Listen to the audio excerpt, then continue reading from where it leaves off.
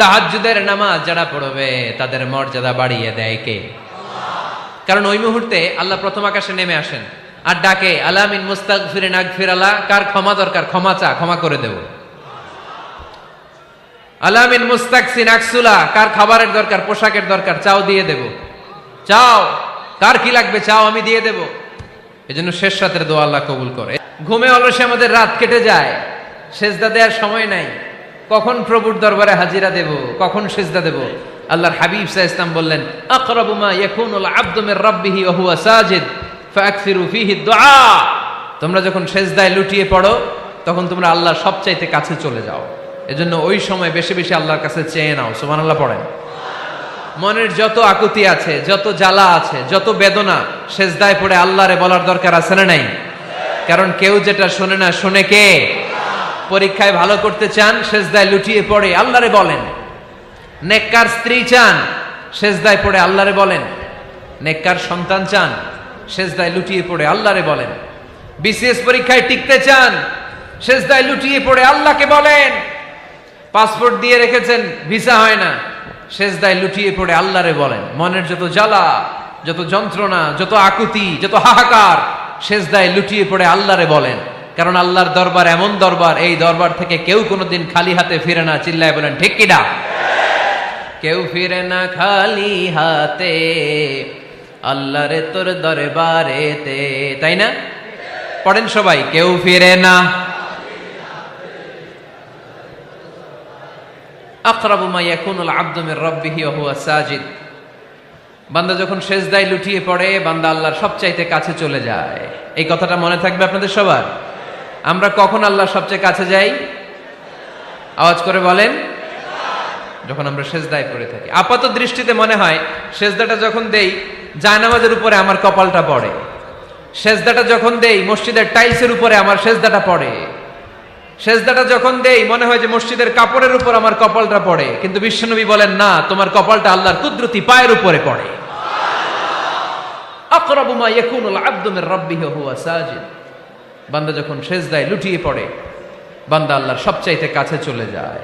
তাহলে কোরআন আমাদেরকে জানালো, যদি আল্লাহর প্রিয় হতে চাও সেজদায় লুটিয়ে পড়ো। আল্লাহর প্রিয় হতে চাইলে কি করব?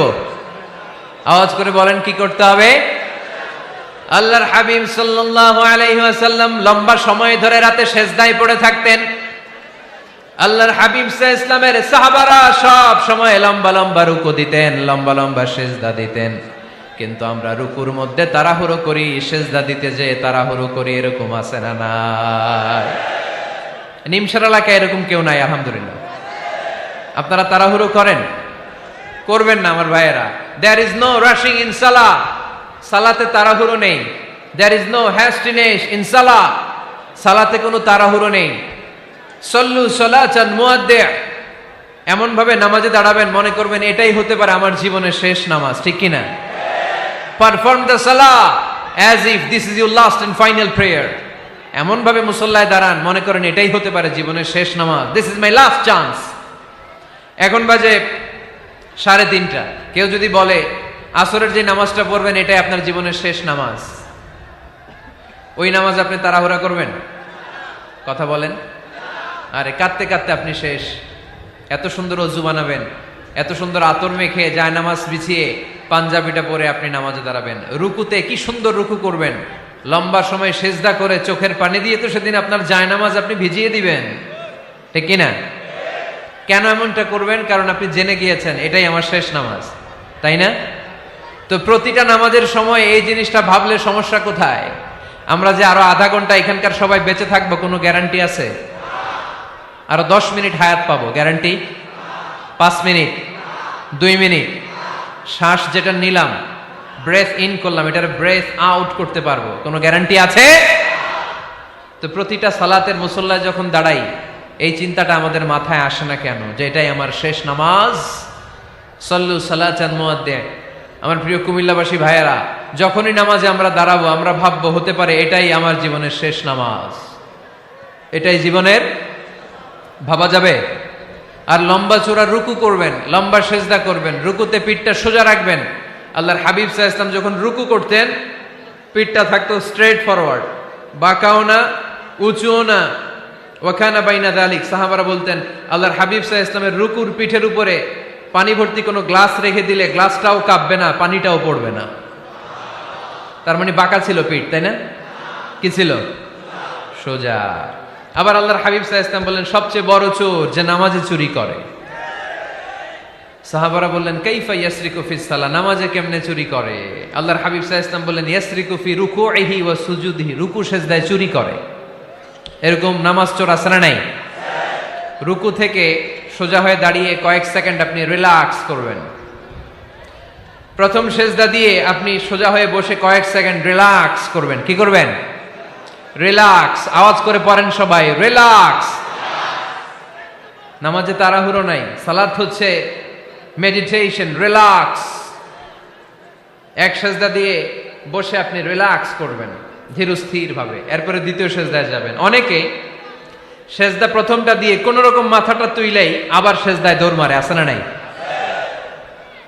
রুকু থেকে স্ট্রেট ফরওয়ার্ড দাঁড়ানোর কথা, দাঁড়িয়ে 1-2 সেকেন্ড রিল্যাক্স করার কথা, ওইটা না করে রুকু থেকে কোন রকম মাথা তুলেই আবার সেজদায় দৌড় মারে, এরকম ডাকাত আছে না নাই? এরাই সালাত চোর। আমরা যেন নামাজ চোরের খাতায় নিজেদের নাম না তুলি, আমরা যেন বেশি বেশি আল্লাহর সেজদা দেই। তাহলে কোরআন আমাদেরকে জানালো আমরা যদি আল্লাহর কাছে যেতে চাই কি করতে হবে? বইলা গেছি? খাইয়া ফেলাইছি? আওয়াজ করে বলেন কি করবেন? আল্লাহর হাবিব সাল্লাল্লাহু আলাইহি ওয়াসাল্লাম সব সময় লম্বা লম্বা সেজদায় পড়ে থাকতেন। আল্লাহর নবীর সাহাবারা সব সময় লম্বা লম্বা সেজদায় পড়ে থাকতেন। আল্লাহ বলেন তারাহুম রুকআন সুজদা, আপনি দেখবেন আল্লাহর নবীর সাহাবারা আবু বকর, ওমর, উসমান, আলী রাদিয়াল্লাহু তাআলা আনহুম আজমাইন, তাদের স্বভাব ছিল বিপদে পড়লেই লম্বা লম্বা সেজদায় পড়ে যেতে। এক সাহাবী এসে বললেন ইয়া রাসূলুল্লাহ আল্লিমনি আমালান ইযা আমিলতুহু ইউদখিলুনিল জান্নাহ, আপনি আমারে এমন একটা আমল শিখায়া দেন যে আমল করলে আল্লাহ আমারে জান্নাতে ঢুকায় দিবে।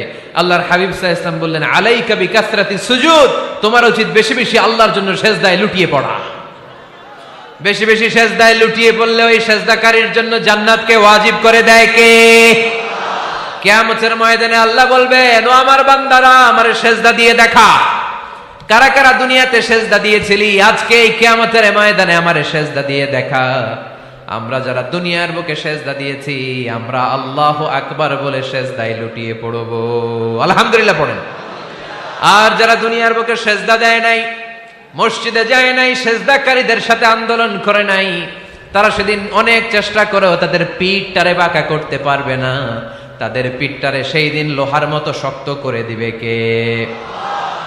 ইয়াউমা ইউকশাফু আন সাকিন ওয়া ইউদআউনা ইলাস সুজুদি ফালা ইস্তাতিউন। সেদিন আল্লাহ তাআলা উনার পায়ের গোছা উন্মুক্ত করবেন, পায়ের গোছা দেখাবেন আর বলবেন সেজদা দাও, সেজদা দাও। কারা দুনিয়াতে সেজদা দিয়েছো এখনই টের পাওয়া যাবে। আমরা আল্লাহু আকবার বলে সেজদায় লুটিয়ে পড়ব, কিন্তু যারা দুনিয়ায় সেজদা দেয় নাই এরা অনেক চেষ্টা করো পিঠটারে বাঁকাই করতে পারবে না, সেজদা তো দূরের কথা, এদের পিঠটারে লোহার রডের মতো শক্ত করে দিবে কে? এই দুনিয়াতে আমরা খালি চোখে যা দেখি সব কিছু সেজদা করে কারে? সূরার রহমানে আল্লাহ বললেন ওয়ান নাজমু ওয়াশ-শাজারু ইয়াসজুদান, আকাশের তারকারাজি আর জমিনের বৃক্ষরাজি সব কিছু সেজদা দেয় একজন রে, তিনি কে? আকাশের তারাগুলো সেজদা দেয় কারে? এই গাছপালাগুলো সেজদা দেয় কারে? দেখছেন কোনোদিন? দেখেন নাই? ওই চোখ আমাদের নাই তাই আমরা দেখি না। এই পৃথিবীর সব কিছু জিকির করে আল্লাহ, কিন্তু ওই কান আমাদের নাই, এজন্য আমাদের কান দিয়ে আমরা শুনি না। রব্বুল আলামিন বলেন ওয়া ইম মিন শাইইন ইল্লা ইউসাব্বিহু বিহামদিহি ওয়ালাকিন লা তাফকাহুনা তাসবিহাহুম। নবমণ্ডল ভূমণ্ডল যেখানেই যেটা থাকে না সব কিছু জিকির করে কার? এই যে আকাশের পাখিগুলো উড়ে বেড়ায়, পাখিগুলো জিকির করে কার? নদী নালা জিকির করে কার? সাগর মহাসাগর জিকির করে কার? পাখিরা যায় উড়ে যায়, আকাশের ওই নীলিমায় নদীরা যায় ছুটে যায় সাগরের ওই মোহনায়। পাখ পাখালি আর সাগর নদী, পাখ পাখালি আর সাগর নদী, কার গুণগান গায়। আল্লাহু আল্লাহ আল্লাহু আল্লাহ আল্লাহর গুণগান গায়। সবাই পড়েন আল্লাহু আল্লাহ আল্লাহু আল্লাহ আল্লাহর গুণগান গায়। সুবহানাল্লাহ পড়েন। ওয়া ইম মিন শাইইন ইল্লা ইউসাব্বিহু বিহামদিহি ওয়ালাকিন লা তাফকাহুনা তাসবিহাহুম। পৃথিবীতে যা দেখো খালি চোখে সব কিছু আল্লাহর তাসবিহ পড়ে, সব আল্লাহর জিকির করে, সব আল্লাহর সিজদা দেয়। One নাজমু wash শাজারু ইয়াসজুদান। আকাশের তারা, দুনিয়ার বৃক্ষরাজি সিজদা দেয় একটা সত্তাকে, তিনি কে? অস্ট্রেলিয়ায় একটা শহর আছে সিডনি, সিডনিতে একটা জঙ্গল আছে, ওই জঙ্গলে একটা গাছ মানুষের মতো করে টু দ্য ডাইরেকশন অফ কিবলা, কেবলামুখী হয়ে এখনো রুকু দিয়ে আছে। সুবহানাল্লাহ পড়তে পারলেন না আওয়াজ করে? অনেক ক্যালেন্ডারে ছবিটা দেখা যায়, পেপার কাটিং আমি দেখেছি। একেবারে মানুষের মতো গাছটা, এটা এমন ভাবে বড় হয়েছে, এটা বড় হয়ে এমন ভাবে বেন্ড করেছে, মাথাটা বাঁকা হয়ে টু দ্য ডাইরেকশন অফ কিবলা, কেবলামুখী হয়ে রুকু করে আছে। অনেক গাছ আছে সেজদা করে আছে। গোটা বিশ্বের যা কিছু দেখা যায় সব কিছু সেজদায় লুটিয়ে পড়ে কার জন্যে? সব কিছু জিকির করে কার? ওই কান আমাদের নাই তাই আমরা শুনি না, ওই চোখ আমাদের নাই তাই আমরা দেখি না, কিন্তু মহাবিশ্বের সবকিছু সেজদা করে কারে? এজন্য আমরাও সেজদা করতে চাই একজনকে। চিল্লায় বলেন তিনি কে? আমরা মসজিদে একটা সেজদা দেব, আবার মাজারে যে আর একটা দেব। হ্যাঁ, সমস্যা কি? সব জায়গায় দিলাম, মসজিদেও কিছু দিলাম, মাজারেও কিছু দিলাম। কুমিল্লার ভাইয়েরা আওয়াজ করে উত্তর দাও, মুসলমান সেজদায় কোনো ভাগাভাগি চলে? আল্লাহর রাজত্বে কোনো ভাগাভাগি আছে? সেজদা চলবে একজনের জন্য, তিনি কে? কোনো ভণ্ডামির সাথে ইসলামের কোনো সম্পর্ক, ভণ্ডামির সাথে কোরআনের কোনো সম্পর্ক। ভণ্ডদের ভালো হওয়ার সুযোগ এখনো আছে না নাই? আজকের এই লাখো জনতার মাহফিল থেকে আমরা তাদেরকে উদাত্ত আহ্বান জানাই, ভণ্ডামি ছেড়ে দেন, ভালো হয়ে যান। ভালো হইতে পয়সা লাগে না। দোদেল বান্দা কালমা চোর, না পায় শ্মশান না পায় ঘোর, দিন থাকিতে আয়রে পথে ছাইড়া দে ভণ্ডামি, ভণ্ডামি ভণ্ডামি ভণ্ডামি, ছাইড়া দে ভণ্ডামি। ঠিক কিনা? নামাজ কালাম পড়ে না, ইবলিশ শয়তানের নানা। এরকম আছে? নামাজ টামাজ নাই, লাল শালু গায়ে দেয়া, গোসল করে না, মাথার চুল দাড়িতে জট পাকানো, বছরে গোসল করে একবার, বছরের একবারে গোসলের পানি মুরিদরা খাইয়া সব শেষ। এরকম আছে না নাই? এই অপরিচ্ছন্নতার সাথে, এই নোংরামির সাথে, এই মেন্টালি ডিসঅর্ডারের সাথে পরিচ্ছন্ন ইসলামের কোনো সম্পর্ক আছে? নামাজ কালাম পড়ে না, ইবলিশ শয়তানের নানা, ধর্মের একখান খুঁটি ধইরা কয়দিন করবা হয়রানি, ভণ্ডামি ভণ্ডামি ভণ্ডামি, ছাইড়া দে ভণ্ডামি। ঠিক কিনা?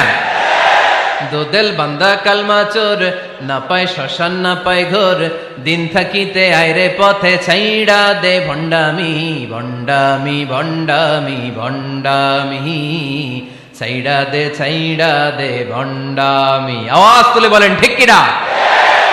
কোন ভণ্ডামির সাথে আমাদের সম্পর্ক আছে? এই কপালটারে সৃষ্টি করেছে কে? আমার দেহটারে তৈরি করেছে কে? আমার এই কপাল দিয়ে সেজদা পাওয়ার উপযুক্ত একটাই সত্তা, চিল্লায় বলো মুসলমান, তিনি কে? মনে থাকবে? আল্লাহ ছাড়া অন্য জায়গায় সেজদা দিবেন? মাজারে সেজদা দিবেন? বাজারে সেজদা দিবেন? সেজদা দিবেন কারে? সেজদা দিলেই লাভ, সেজদা দিলেই। তাহলে কোরআন আমাদেরকে শেখালো ওয়াসজুদ ওয়াক্তারিব, prostrate and be closer to me. তোমরা না আল্লাহর কাছে যেতে চাও? কাফেরদের অন্তর্ভুক্ত হলো, জাহান্নামীদের সর্দার হলো। কয়টা সেজদার আদেশ? আওয়াজ করে বলেন, কয়টা সেজদার আদেশ অমান্য করছে? সেজদা কয়টা দেয় নাই? আপনি দেন নাই কয়টা? হ্যাঁ, আমরা দেই নাই কয়টা? এক সেজদা না দিয়া জাহান্নামীদের লিডার। আমরা সেজদা মিস করছি কয়টা? কয়টা? মুসলমান সেজদায় লুটিয়ে পড়তে হবে একজনের খুশির জন্য, তিনি কে? তাহলে কোরআনকে যে প্রশ্ন করেছি, কোরআন সব উত্তর দিয়ে ফেললো। কোরআন আমাদেরকে জানিয়ে দিল, তোমরা সবাই আল্লাহর নৈকট্যপ্রাপ্ত বান্দা হতে চাও, আল্লাহর কাছের বান্দা হতে চাও, তাহলে ওয়াসজুদ, কি করো? সবাই বলে নাই, আওয়াজ করে বলো মুসলমান, ওয়াসজুদ মানে কি? সেজদা করো। সেজদা করলেই আল্লাহর কাছে যাওয়া যায়। মনের যত জ্বালা যন্ত্রণা দুঃখ ব্যথা আপনি সেজদায় পড়ে আল্লাহরে বলেন। কোনো ভায়া লাগবে না, কোনো মিডিয়া লাগে না, কোনো সিরিয়াল লাগে না, কোনো অ্যাপয়েন্টমেন্ট লাগে না। ডাকতে দেরি, ডাকে সাড়া দিতে দেরি হয় না। তাহলে কোরআনের আলোকে আজকে আমরা জেনে গেলাম আল্লাহর কাছে যেতে হলে সেজদায় লুটিয়ে পড়তে হয়। এবার আমরা সুন্নাহর আলোকে জানার চেষ্টা করব কি করে আল্লাহর কাছে যেতে হয়। শুনবেন? কষ্ট হচ্ছে নাকি আপনাদের? সুন্নাহকে যদি আমরা জিজ্ঞেস করি, বিশ্বনবী রেখে যাওয়া সুন্নাতে যদি আমরা একটু তালাশ করি, একটু স্ক্যানিং করি, একটু চোখ গোলাই, তাহলে সুন্নাহ আমাদেরকে বলে বেশি বেশি নফল ইবাদত করো আর আল্লাহর নৈকট্য হাসিল করো। সুবহানাল্লাহ পড়বেন না? কোরআন বলেছে সেজদায় লুটিয়ে পড়ো। যা যা বললাম আমি ওঠার আগে জিজ্ঞেস করে আবার শুনে যাব, কারণ আমি মনে করি এটা ক্লাস। এটা কি ক্লাসে পড়া দেওয়া নেওয়া আছে না নাই? এতক্ষণ পড়ানোর পরে জিজ্ঞেস করার দরকার আছে না নাই? কোরআন বলছে কি আর সুন্নাহ কি বলে? নফল ইবাদত। আওয়াজ করে বলতে হবে, সুন্নাহ কি বলে?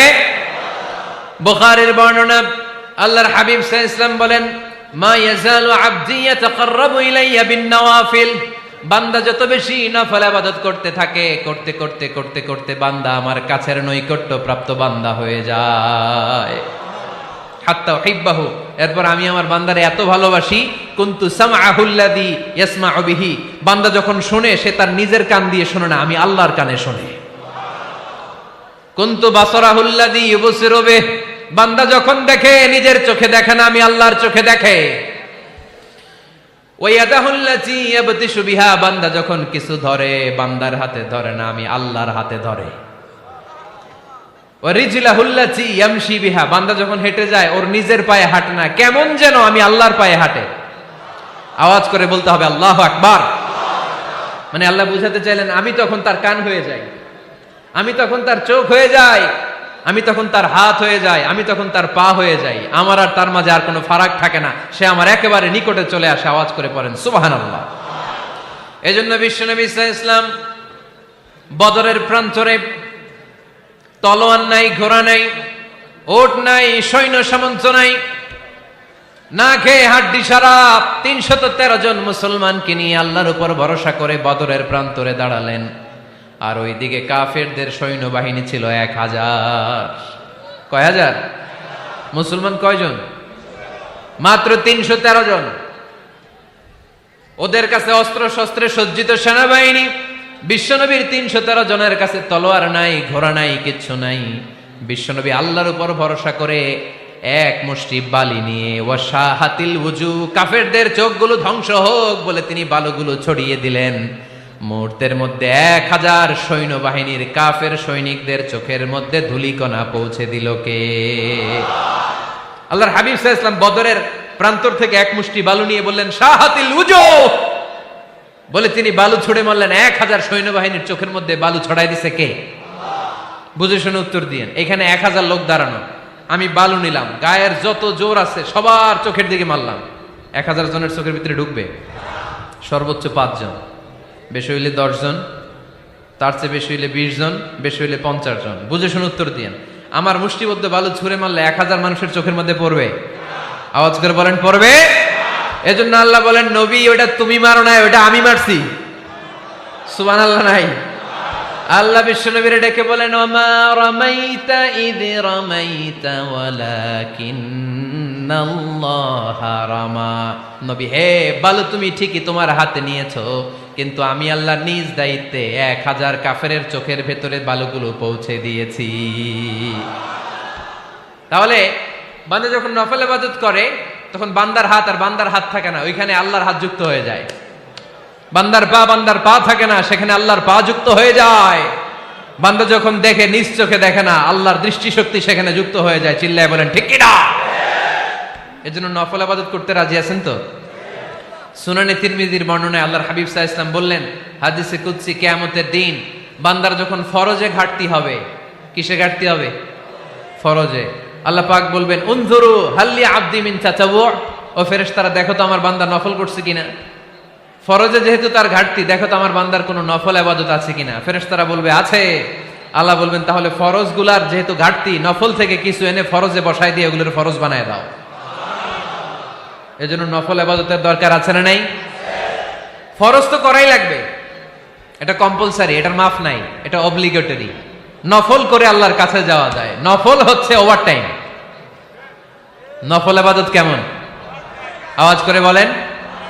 তাহলে কোরআনের আলোকে আমরা জানলাম যে আল্লাহর কাছে যেতে হলে কি করতে হয়?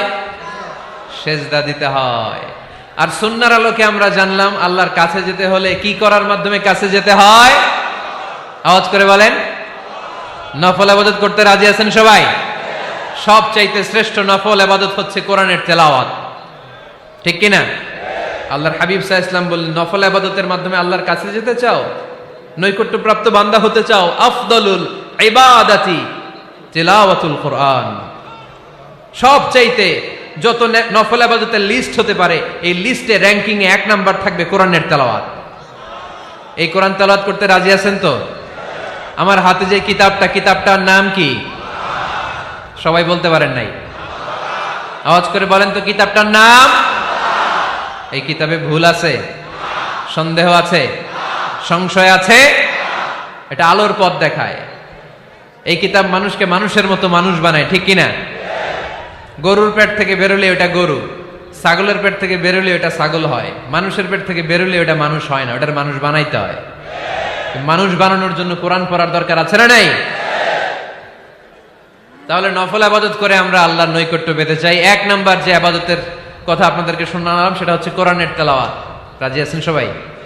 ফজরের পরেই এই নিমসার এলাকায়, এই কুমিল্লা এলাকায় কোরআনের সুমধুর বাণীতে আমাদের গ্রামগুলো মুখরিত থাকতে হবে। আওয়াজ করে বলেন ঠিক কিনা?